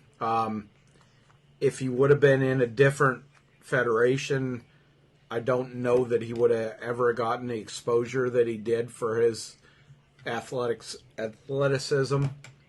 But, great guy. Sandman, this is something I just read looking up stupid facts about this. In 2005, Sandman did an interview where he actually talked about ECW and this match in particular. And he said the one complaint he got from everybody was that he wasn't selling, and he just, looked like a total douche and acted like a douche in this match. He said, well, there's a reason for that. The interviewer asked him, well, what's that? He was like, I was high as fuck on cocaine at that moment. I had snorted in the locker room beforehand at least 2-3 lines. Oh, wow. So, yeah, this was the shit that was going on in ECW. Normal catering and shit like that was fruits, vegetables, small sandwiches. ECW was like, fucking coke, marijuana, and, for you lightweight pussies, booze. That's what Sandman talked about. That's what it was. That was his take on the match. He said he doesn't remember a lot of the match or anything like that. He just always remembers people saying, man, you just didn't sell shit. You were a real dick.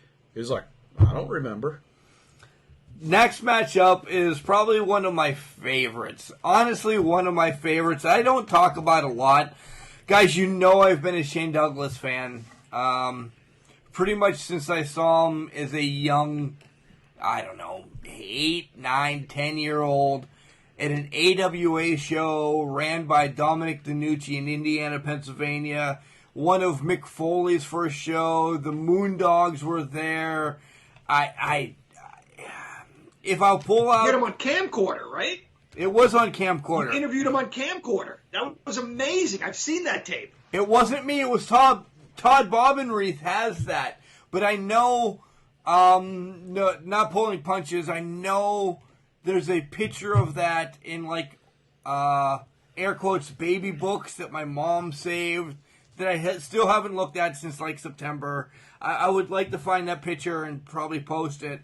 But, yeah, maybe I can ask Todd Bobenreath for that. I know you've seen it, that, Douglas he didn't know his name, my name, Mick Foley's name, but we talked to him and everything. John's not pulling punches. He knows that story. So I loved him since. Dean Douglas, Shane Douglas, dudes with attitudes. There was always something about Shane Douglas I loved. He was coming in looking for the titles. Bam Bam has just taken it from him.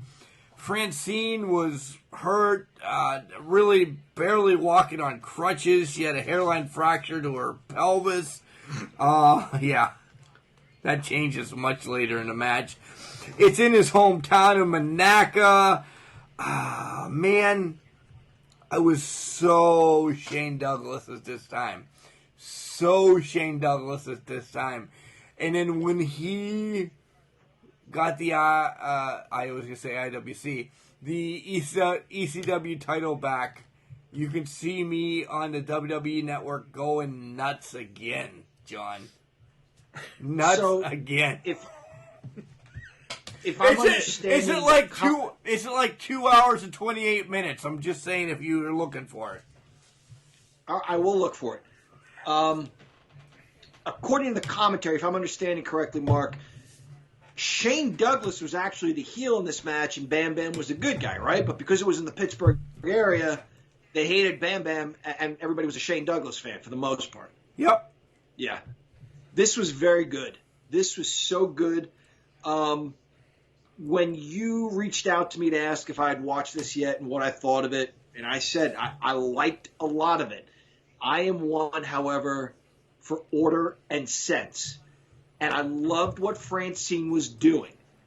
You know, her guy's getting the shit kicked out of him. Just getting beat up. Can't do anything right. And there's a point where Bam Bam has a chin lock, and he's not choking. But Francine says to the referee, check for a choke. Now, what does that do? It gets the referee's mind elsewhere. It distracts Bam Bam maybe for a second. It helps her guy Shane Douglas kind of regroup for a moment and maybe catch his breath. Here's my only issue with that. We've seen throughout the course of the night, we're going to let this go a little. Like, anything and everything can happen in ECW. So, if the arm does slip under the chin, is the referee actually going to break it? I don't know. If there were a little more law and order in these matches, Francine telling the ref, hey, check for a choke, would have made more sense. But maybe in that moment she was doing anything she could to help her guy Shane Douglas win because he was just getting his ass kicked. And we saw, wait, real this quick. Was really, and we saw a lot of referee business in this whole pay-per-view. Like, refs were penetrating refs and beating on refs. This was crazy ref business. Yeah. So, all right, go ahead. A lot of dicking around. It was hard times. Bam Bam was a good one, Mark. Bam Bam was so good. Forget about so good for a big man. You know, you guys said fluent earlier. I said fluid. He was so fluid. The way he could move. I've talked about how Rocky Johnson back in the day was just like silk, the way he could move. Bam Bam had 120 pounds on Rocky Johnson and probably moved just as well. Guy was so good. And this was a very good match. Not meaning a reference to John Cena and his original WWE nickname, but Bam Bam was the prototype for what a big man could do or should be able to do to be successful. So you couldn't see him? Athleticism. So you couldn't see him? No. The athleticism, the big guy, not just, I'm going to waddle around the ring looking like Akeem or Avalanche or whatever the hell or something like that. Bam Bam was, so good at... He was better than a lot of wrestlers 100 pounds plus later than him. He was fluent. Fluid. Oh. Fluid. But, God rest his soul. Bam Bam, great, just a great wrestler. This showed Shane Douglas. I'll always, one of the funniest things with Shane and, who the hell was it? Johnny Ace.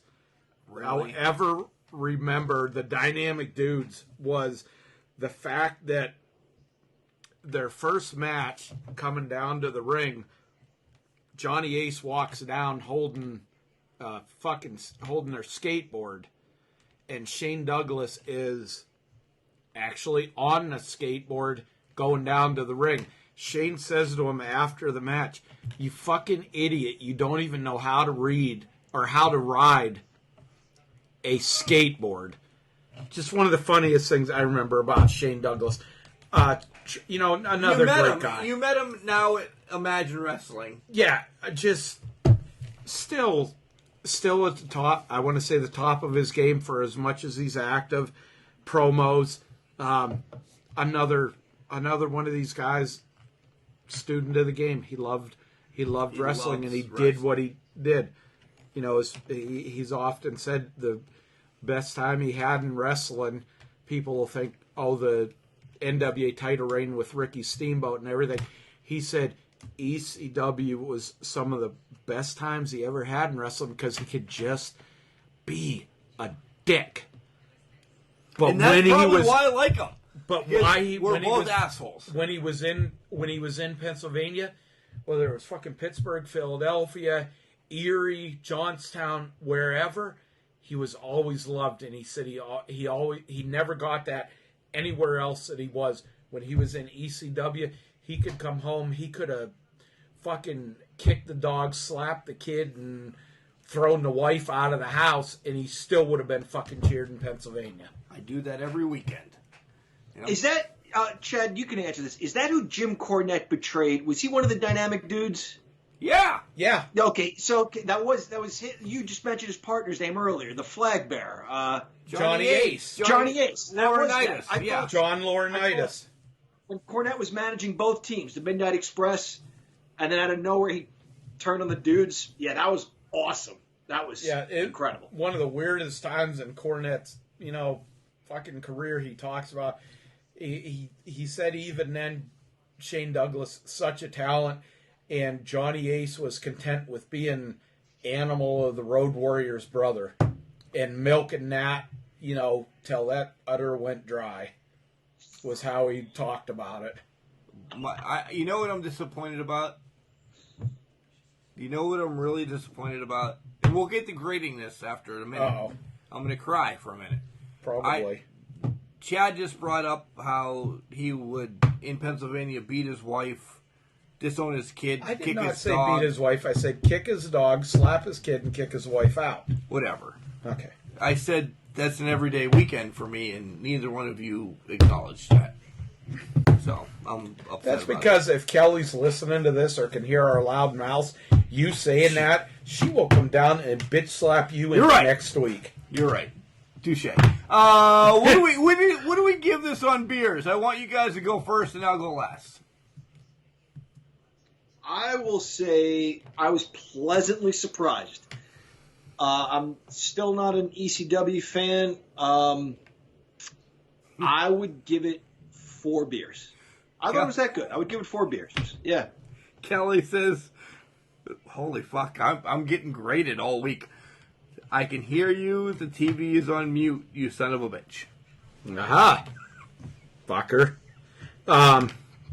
What's our grading scale go up to, 5 or 6? 6. It's a 6. It's a Six. 6-pack. 6-pack of beer. I'm going to give... Just celebrated a year on the show, Chad. Well, I wasn't an alcoholic then. Now I am now. So, I'm not quite up to those standards yet. Oh, you're close. Close. I'm going to honestly give this was a fun pay-per-view, little bit of everything. I'm going to give this a 5. Yeah, 5 right? beers. You know what? I'm going to give it a 5.5. You know why I give it a 5.5? Because what you said, Chad, it was a fun pay-per-view and everything, and that you can see me minimal 3 times on the WWE Network. That's 3 times more than you can see the English Professor at WrestleMania 1. Which, in your case, hurt the ratings, and in John's case, helped the ratings. You're both full of shit. When we come back, we're going to talk all about... You got us both there. Yeah, we're going to come back and talk all about everything WWE. Good, bad, ugly, and NXT. Hey everybody, this is Gilbert, WWF's longest reigning light heavyweight champion. And you're listening to Can Crushers Podcast, the best guys there are out there. Welcome back, Can Crusher Nation. We have Mark Martinez, the drunk host of this shit show. It really is this week. And we have the English Professor, who did not appear anywhere in the WrestleMania highlights. He didn't. I appeared in November 97. Yes, and I have pictures of Ric Flair and the Bulldog and at my pay-per-view. But John is John. Anyway, what the hell are we going to finish this WWE in a nutshell? I mean, it's fitting to end with, First of all, before we get to WWE, does anybody have anything they want to bring to the table? John, do you want to talk about a website you just visited last week? Do you want to talk about what your daughter's playing on the harmonica? How your son's fucking pitching game's going? if your wife ordered any new books to the library. Chad, if your wife has shot a white-tailed deer, or if my wife has bought mangoes for the fucking grocery store. Because that's how great WWE is right now. Tonight is the second half of my son's pay-per-view. He calls it Summer Splash. I watched yesterday when he plays with his wrestling figures, and I sit there for 3 hours and watch him. I tell you what, though, he's 10 years old. He's come a long way. It's not just high spot, look at all these flips. His matches are pretty good. He renames a lot of people now, so I don't really know who's who. Dean Ambrose is John Moxley, loves him, so that's his main guy. So he's over Roman Reigns? Roman Reigns hasn't been around for a while, understandably so. He has watched no WWE, guys, which other than NXT. He's watched neither of the main brands. He's not interested anymore. How did they bring? Let's bring this to where I don't know where we're gonna go. How do they get kids back now?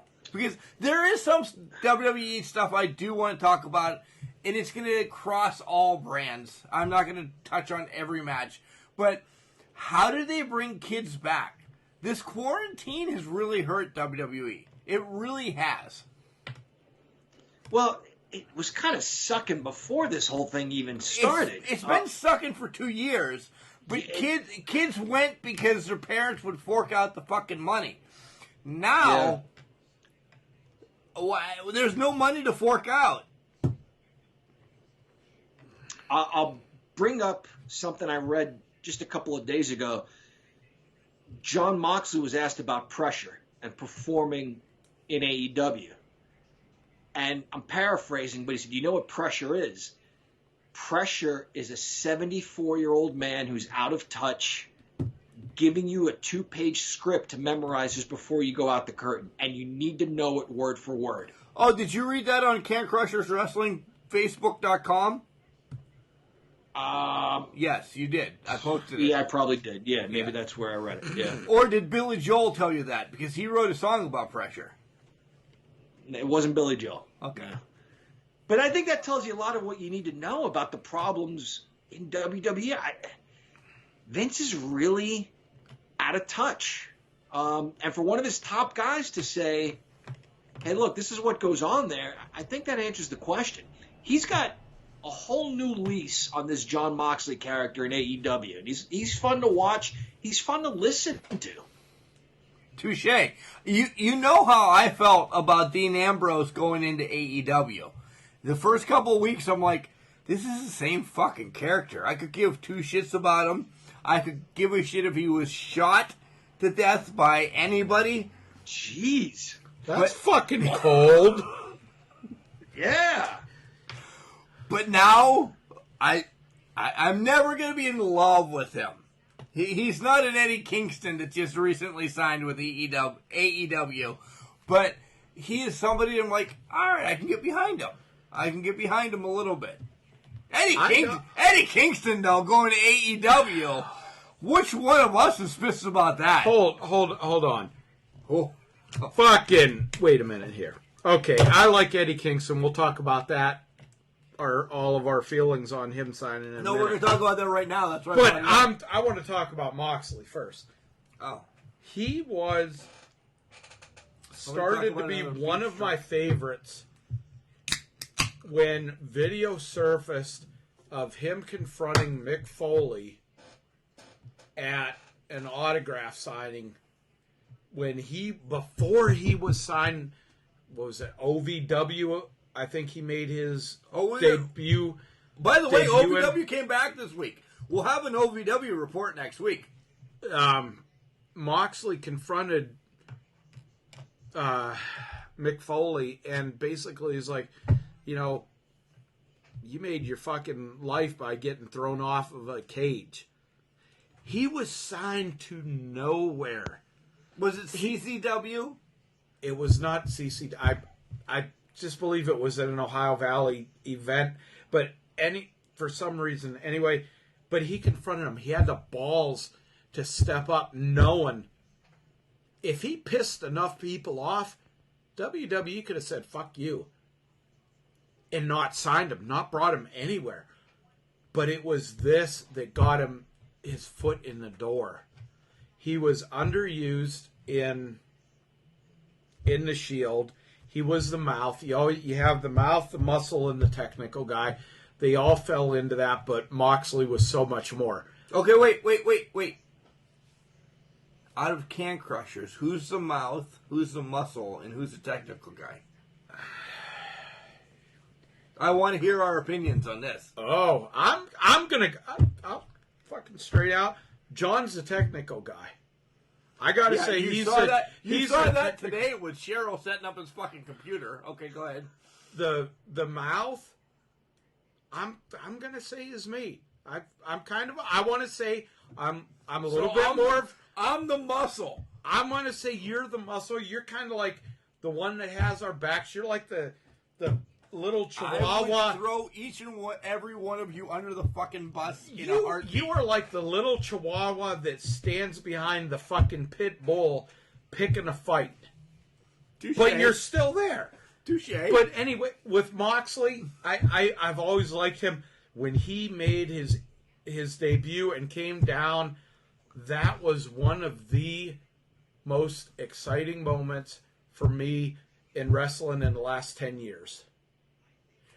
Was the crowd reaction and everything. I'm sorry. The crowd reaction and everything. I don't know what my wife means. John, I want you to answer that real quick. Okay, and then I want to answer your original question of what WWE needs to do. So, Mark, you're the mouth. Chad, with all the knowledge you bring, you're the technical, and I'm the muscle. Are you happy? Not at all. No, not at all. Okay. Yeah, not bad. at all. So, No. Can I answer it correctly? Sure. I am the mouth. Yes, I am the mouth. I'm the biggest piece of shit on this show. I'm the biggest asshole. So you're like the toilet bowl of... Yeah. Okay. By far. Chad is the muscle. You know, he's fought for us and everything. So I will give him that. And only by just because it's the only thing left, you're the technical. That makes sense, because I'm not the technical guy. Right. All right. Maybe process of elimination. Right. Maybe we're looking at technical because you know a little about juju fighting or whatever you say you're going to take on Jimmy Knights on. Yeah, I am the biggest dickhead, and I will agree with that. Chad stood for all of us, and you're there. Okay. Your original question 10 minutes ago about what WWE needs to do to get kids back, or even just fans in general. We've discussed this before. And, Mark, we mentioned IWC on this show when the fraternity beat the shit out of Britt Baker. And it got to a point where it wasn't funny anymore. It was disturbing. And they kept beating on her and embarrassing her. My point is this. Stephanie McMahon's goal is to bring smiles to faces. Smiles to faces. Smiles to faces. So, you know what? Wait. So is Eaton Park. Exactly. If I want smiles, I'll go eat sugar cookies. I'm an asshole. Anyway. Where the fuck was that reference from? I was thinking about I was thinking about the sugar fucking cookies that he brought up. Okay. IWC and other promotions, AEW, you'll have fun and you'll laugh and smile, but there are moments of genuine, raw emotion, which is what you want when you go to a performance, be it a movie, a play, listen to a song, or a pro wrestling match. You want to feel something. The other thing I'll say is this. AEW is touching on hot button topics right now. I'm not saying we have to go back to the days of the Russians are bad, the Iranians are bad, everybody's bad, the Ugandans are bad. WWE does not have its finger on the pulse of what is going on in our society. Look at MJF. Right? Look at this promo he did this week. In 5 hours that you watched of WWE television, did anything come close, remotely close to touching that promo? Wait a minute. No, go ahead, motherfucker. It's amazing. Chad is writing on his pizza plate. His pizza plate that he eat with a fork with a pen in the grease. I don't know what he's writing down. Do you not have paper there? There's There's a paper fucking there, notebook but why waste that shit? right in front of him? But whatever. Go ahead. That was it. No, that was it. They don't have their finger on the pulse of what's happening in society today, and they are not interested in bringing genuine reactions to their viewers. That's it. And until they change those two things, they won't bring people back. The only thing, listen, and this is where I'm going to cover WWE. The only thing that I see WWE pissing people off, honestly, is I don't echo Ember Moon whatsoever that Bayley, Sasha have all the women's titles. Besides that, nobody gives a shit that Randy Orton's going to take on Scotty McQuarrie. Nobody gives a shit that Vega's team's going to take on the Street Profits again for the tag team titles. Nobody gives a shit that AJ Styles is now taking on, we don't know yet. Probably not Aluminum Metal or whatever the fuck his name was. Right, yeah. Nobody gives a shit about that. So there's their three titles. Bray Wyatt has now challenged, The Fiend has now challenged Braun Strowman, that's been dead for 3 weeks, to defend his WWE SmackDown Championship. He has now pillaged poor Alexa Bliss. Alexa Rose is another independent wrestler that goes by Alexa, and I remember her posting something earlier this week. Alexa Bliss, that now she could possibly be the next whatever. What is bringing us back? Am I excited to see Alexa maybe turn demon? That'd be great. But am I going to turn back into that? And he's just writing on this pizza plate again. Is this going to make me go, wow, SmackDown's awesome?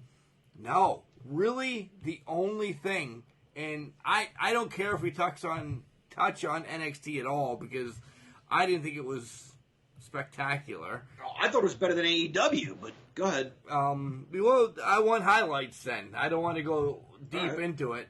WWE in general this week was like a waste of an hour and a half for me. So Chad, you watched 5 hours in an hour and a half? Chad, what the fuck did you write down? AEW or NXT, the best thing that come out of there is Adam Cole, Bobby Fish. What are the other two? I'm sorry. I'm a little bit drunk there. Yeah. The Undisputed Era, they're back. They're back. They're like, fuck this. We're tired of this bullshit. They laid waste to Imperium, beat the piss out of them, snot out of them. Alexa Bliss should have showed a little bit more emotion when she was getting choked out. She looked like she passed out, like she just, I will give you this. I think that's the whole storyline. I will give you this. I think that's the whole storyline she's been mesmerized by a gator back in the day. I mean, whatever. They need to go down that path with her because she is just shit on her best friend. Her best friend is just she got shit on by her best friend. But I'm just saying, like, whatever. If they're going to take Alexa down this line now that she was more mesmerized by seeing two fingers from one guy than as anybody's shown two fingers to a girl before, fine.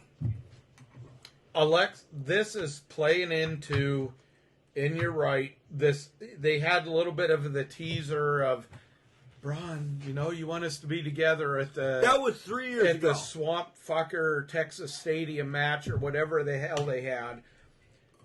What's going to happen is Braun's going to come back. He's going to marry her and have kids. No, he's gonna come back. He's gonna be like, Fiend, you son of a bitch and everything, blah blah blah.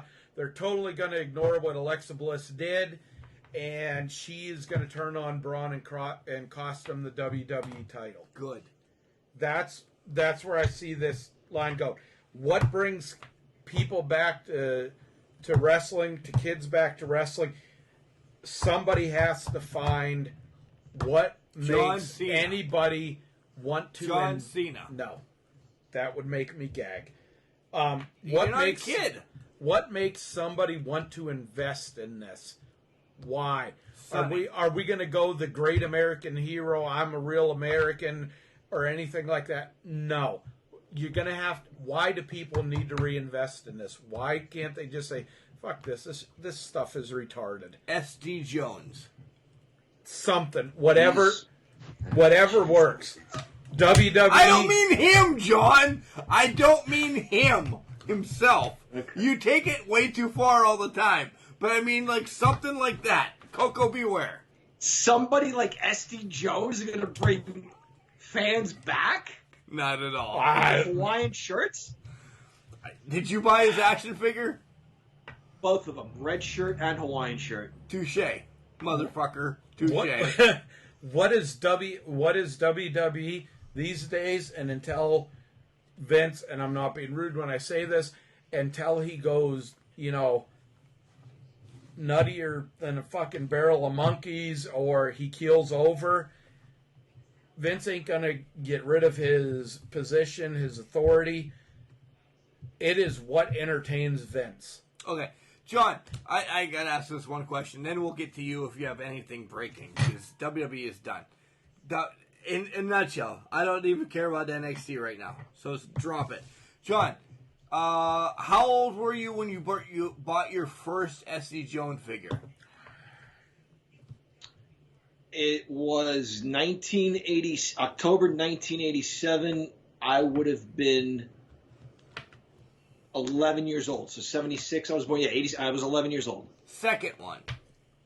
So the first one I got as a gift from my aunt. Second one was in 2000. I was living here in Pittsburgh. So I was 24. I got it off eBay. I got Hawaiian shirt in 87. I got red shirt in 2000. Enough said. Chad's got something to ask. Okay, John, I want to do with anything, but okay. Sorry, go ahead. No. This is directly what you guys were just talking about. I want you to ask, because you were proved wrong by one of your fans from Australia or whatever the hell it was, about when you got something for a birthday present. So I want you to go back and ask your brother about when you actually got this stuff, or it actually happened. That's just my input. Such a dick. Right? God. NXT was great. Why are we talking about SD Jones action figures? NXT was awesome. Because it was there was a 9-year in the Roderick Strong match didn't last that long. There was a 9-year or more, a hell of a lot more. 87 to 2000. Yeah, I went to Ridgeway. There was a 13-year between you needing the first SD Jones action figure to complete your then set till married in Pittsburgh, and then they had a red one. So you really never had the SD wow, the SD Jones fiction taken care of till you had both of them. So I wasn't married yet. I wasn't married yet. You were living in Pittsburgh. It was close enough. Oh my God! Is it like measles and shingles or whatever? Is that what the hell you're talking about? And I always knew there was another one. I knew there were two from the very beginning. I knew there were two. I just only ever had the one. But as a child, we fought each other Yeah. for different Hasbros or Jax figures. LJNs, we really never fought each other about. So We traded them. we did trade them, but 13 years difference, Yeah. you know, child to marriage, you had an affection for XD Jones. I loved them. Yeah, I just don't think that's the answer to the WWE's problems right now. Is a mid-card guy in a Hawaiian shirt. I just don't think that's the answer that they need. It could be, though. All right. No, it couldn't. But go ahead. Nothing. No, no. Do we have anything else to bring to this table? Because we're way too long and we don't have anything else really to talk about that means anything to this week. I just wanted to say Gargano versus Strong, if given 10 more minutes, was a match of the year candidate. But it wasn't. The week before, I was saying how they need to do a program or even be a team or wrestle each other or something. Awesome match. Awesome match. You have a notebook about it this week. I just saw the notebook. I do. Yeah, I have notes about NXT, but we're over it, I guess. We are over it. All right. We really are. I'm going to throw out there, and I make this plug every other week at least, but I'm going to throw it out there again. New Japan Wrestling has started their live events back, limited fans, everything along lines with that. Guys, you got to check out the action that they have. Whether you know these names or anything like that, you got to check this out. This is bell-to-bell, ring action wrestling, the best thing going technical-wise today, by far. Chad, I tried, when I wasn't watching wrestling and I wanted to get back into it in like 04, I tuned into some New Japan and I saw like someone trying to saw a guy's leg off or something. I'm like, well, all right, I'm out. Is it still like that? Is it completely different? Completely different. It's they don't have a lot of the, or hardly any of the bullshit as far as the drama and stuff like that. The storylines develop.